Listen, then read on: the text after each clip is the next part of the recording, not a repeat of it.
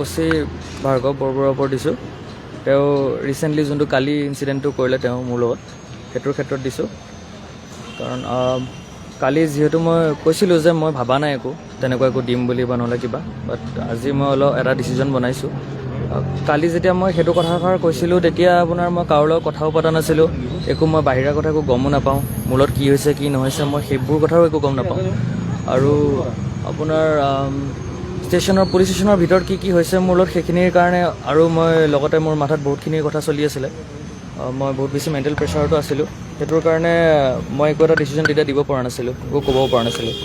পিছত আজি দিনটো মই বহুতৰ লগত কথা বতৰা পাতিলোঁ, মই মোৰ ফেমিলি মেম্বাৰ্ছ, তাৰপিছত মোৰ লগৰ বন্ধু বান্ধৱ, দাদা, সকলোৰ লগতে কথা বতৰা পাতিলোঁ। পাতি মেলি মই এটা সিদ্ধান্ত এটা ল'লোঁ।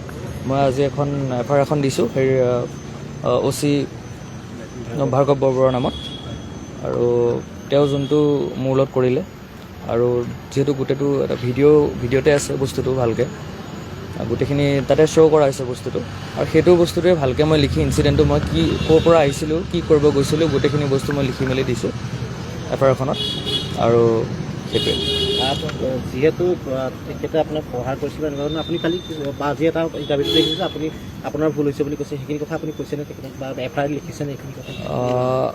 মানে ধৰক কেছটো এইটো, ভুলটো মই কৰিছোঁ সেইটো মই গম পাইছোঁ, কিন্তু অন দ্য স্পট যেতিয়া মানে মোক ৰখাইছিলে তেতিয়া মানে বহুত বেছি হুৰমুৰ হৈ আছিলে বস্তুটো, বুজি পাইছে?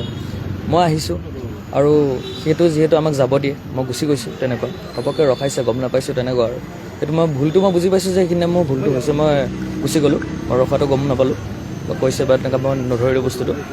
কিন্তু বহুত বেছি কেঅছ হৈ আছিলে সেইটো জেগাটোত, বহুত বেছি আপোনাৰ গাড়ী ঘোৰা খুব বেছি ভিৰ হৈ থাকে সেই জেল ৰোডৰ সেইখন এৰিয়াটোত, আপোনাৰ নিজে অকলে গ'লেও গম পাব। তো সেই তেনেকুৱা অৱস্থাত ঘপককৈ মোক ধৰিছে, তেনেকুৱা এটা অৱস্থা হৈছে, টনা আজোৰা হৈছে, এটা খুব ডিঙিত ধৰা ধৰি হৈছে, ঠেলা মেলা হৈছে, এখন সন্মুখৰ গাড়ী এখনত গৈ লগাও হৈছে, অকণমান সেইটোও গম পাইছে চাগে বস্তুটো। তো সেইবোৰক লৈ মানে ধৰ গোটেইখিনি কথা মই ভালকৈ তাতে কি হৈছে কি নহৈছে মই সেইটোও জনাইছোঁ। যিহেতু ইতিমধ্যে ছাছপেণ্ড কৰিছে আৰু তেওঁ ডিপাৰ্টমেণ্টেল ইনকুৱাৰী এটা দিছে, আৰু কেনেকুৱা ধৰণৰ আপুনি এতিয়া তেওঁলোকৰ যোনটো ডিপাৰ্টমেণ্টৰ ভিতৰত যোনটো ইনকুৱাৰী, যোনটো পুলিচৰ পৰা যোনটো কৰে, অ'চি ভাৰ্গৱ বৰবৰুৱাৰ ওপৰত দিছোঁ।